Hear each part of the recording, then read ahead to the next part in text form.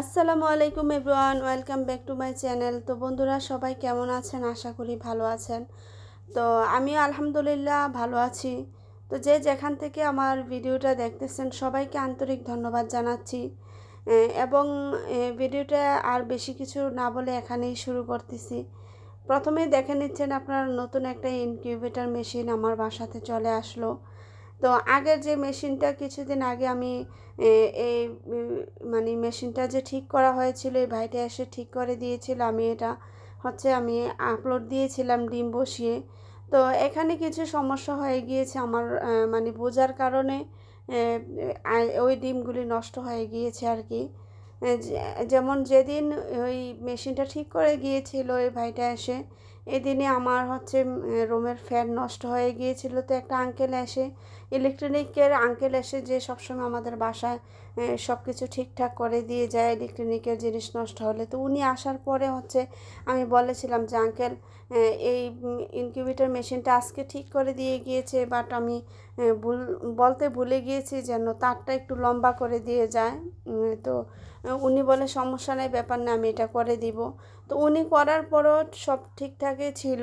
তো আমি দেখেছিলেন আপনারা, আমি ভিডিও ছেড়েছি এবং ভিডিও করে আমি অনেকক্ষণ বসেছিলাম, দেখেছি সব কিছু ঠিকঠাক ছিল। পরে আমি যখন অন্য রুমে কাজ করতে গিয়েছি বা কাজ করতেছি, তো ইনকিউবেটর মেশিনে ডিম দিলে তো বারবার এসে চেক দেওয়া লাগে, বা কখন কি অবস্থা কি পজিশনে আছে সেটা দেখা লাগে। তো আমি 1 ঘন্টা পরে আসলাম, এসে দেখি ডিমগুলি এমন বেশি তাপ হয়েছিল, মানে মনে হচ্ছিল ভিতরে প্রত্যেকটা ডিম সেদ্ধ হয়ে গিয়েছে, এটা আর বাচ্চা ফুটার মতো আর কোনো অবস্থানে নেই। পরে আর কি করব, আমি আপনাদের সাথে শেয়ার করতে পারি নাই বা ওইগুলো ক্লিপগুলো নিতে পারি নাই। আমি ডিমগুলো সিদ্ধ করে রান্না করে খেয়ে ফেলেছি। তো হচ্ছে যে ভাইটা এখন আবার নতুন করে ইনকিউবেটর মেশিনটা নিয়ে আসছে। তো জিনার থেকে আমি মেশিনটা নিয়েছি, ওনার স্টাফ আর কি, এই ভাইটা এখন যিনি মেশিনটা নিয়ে আসছে। তো ওনার সাথে আলাপ আলোচনা করার পরে উনি আবার নতুন একটা মেশিন পাঠিয়ে দিয়েছে এবং আমাকে বলেছে যে আপনার পুরনো মেশিনটা দিয়ে দিন, যেভাবে আছে সব কিছু এভাবে থাকুক, আমি ঠিক করতে পারি কিনা বা ঠিক করে আমি দিব।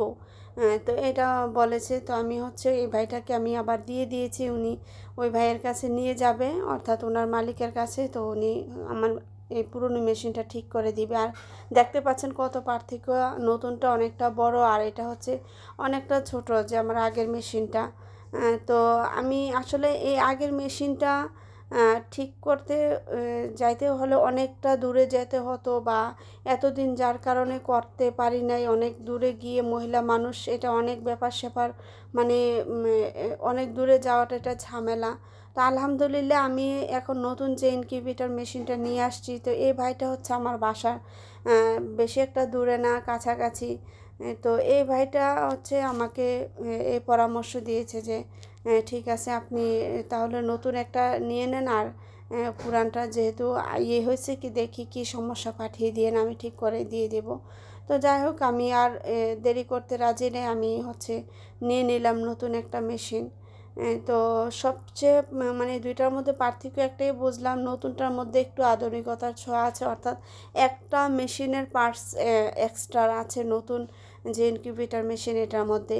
আর এটার মধ্যে আমি আরও ছোঁয়া পেয়েছি কি, যে এখানে যে এই যে পেপারটা দেখতেছেন, এই পেপারটার মধ্যে যাবতীয় কিছু লেখা থাকে।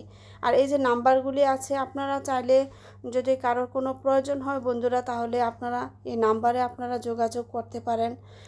তো আপনারা অবশ্যই যোগাযোগ করলে এই মেশিনটা আপনারা ক্রয় করতে পারবেন আর কি। তো আমার সবচেয়ে বেশি ভালো লেগেছে যে ওই মেশিনটাতে আমি যেটা আগে এনেছিলাম, এটার মধ্যে জাস্ট মুখে মুখে যতটুকু ওই ভাইটা বলে দিয়েছিল। আর এই মেশিনটাতে সবচেয়ে ভালো লাগার বিষয়, এই ভাইটা মানে যত কিছু আছে এই ইনকিউবেটর মেশিনের উপরে, যে ঢাকনিটার উপরে যে পেপারটা লাগিয়েছে, এটার মধ্যে অল এভরিথিং এখানে লেখা আছে তথ্য। কবুতরের, সরি, কোয়েল পাখি, তারপরে মুরগি, তারপরে হাঁসের, মানে কোন ডিমটাকে কত দিন কিভাবে কত পয়েন্টে রাখতে হবে, কিভাবে কি করতে হবে, সমস্ত এ থেকে জেড পর্যন্ত লেখা আছে। তো এটা অনেকটা হেল্পফুল এবং অনেকটা মানে মুখে না বলে দিলেও এটা পরে পরে হচ্ছে মানে অনেক কিছু করা যাবে বা খুব সহজভাবে লিখে দিয়েছে এই ভাইটা আর কি, আলহামদুলিল্লাহ। তো এখানে দেখে দেখে পরে পরে সমস্ত কিছুই এটা টেক কেয়ার করা যাবে, মেশিনের ভিতরটা কিভাবে কি করতে হয়। তো এটা আমার কাছে অনেকটাই ভালো লেগেছে। আর যদি আপনারা মেশিনটা কিনতে চান তাহলে এই ভাইটার সাথে এই নাম্বারে আপনারা যোগাযোগ করবেন। আমি যে নাম্বারটা দেখিয়েছি এই নাম্বারে যোগাযোগ করলে অবশ্যই আপনারা ওনার সাথে যোগাযোগ করতে পারবেন। এবং ওনার আরও অনেক প্রজেক্ট আছে, যেমন মাছ, তারপরে হচ্ছে পাখি, তারপরে হচ্ছে মুরগির বাচ্চা অথবা বীজ ডিম উনি হচ্ছে বিক্রি করে আর কি। তো আপনারা চাইলে এই নাম্বারে যোগাযোগ করে ওনার থেকে অনেকটাই আপনারা এগুলি নিতে পারবেন, সংগ্রহ করতে পারবেন, ডিম সংগ্রহ করতে পারবেন, বাচ্চা সংগ্রহ করতে পারবেন। আর হচ্ছে মেশিন তো আছেই। তো আশা করি আপনাদের উপকারে আসবে। আমার যদি কোনো ভাই ইনকিউবেটর মেশিন বা ডিম বা মুরগি বা পাখি মানে নেওয়ার ইচ্ছুক থাকেন অবশ্যই আপনারা যোগাযোগ করবেন। আশা করি উপকারিত হবেন আপনারা আমার এই ভিডিওর মাধ্যমে আর কি।